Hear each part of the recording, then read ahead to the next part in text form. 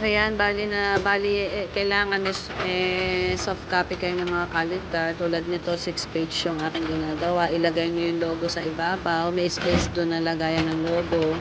Tapos, i-edit nyo kung ano pa yung mga ilalagay nyo mga details.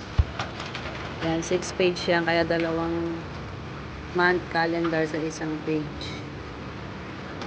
Tulad niya, nilagay ko picture ng mga dishwashing, tapos yung details, kung saan mabibili. Yan. Maganda tong pang marketing yung mga calendar. Yan, pinarent ko na. Ang gamit ko ay 8x13 long bond paper, 80 GSM. Yan. Yan ko piniprint sa quart course na Epson para mabilis yan. Meron na tayong isang set. Tapos naman, ito ang aking ring binder puncher. Bali, plastic yung aking ring bind.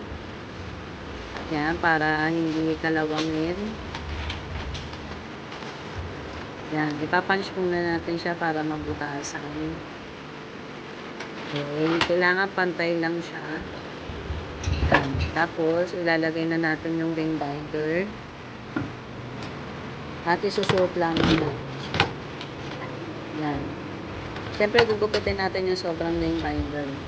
Yan, meron na tayong calendar, 6 page. Pwede rin na, kasya rin naman dito sa ring binder na to na 8mm, yung 12 page. Marami din gamit tong ring binder, pwede sa books, pwede sa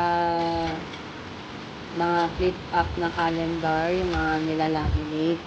Pwede rin.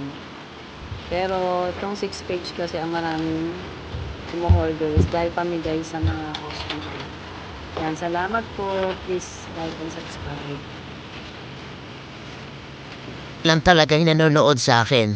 Yung magkaroon lang ako ng 200 views tsaka 10 hearts, masayang-masaya na ako nun. Obvious naman na small TikToker lang ako. Hindi katulad ng ibang influencer dyan ng mga sikat kung makabenta ay sobrang dami. Pero ako guys, kahit ganyan lang yan no, ang saya-saya, promise. Kahit ganyan lang guys, feeling ko hindi ako napanghihinaan ng loob.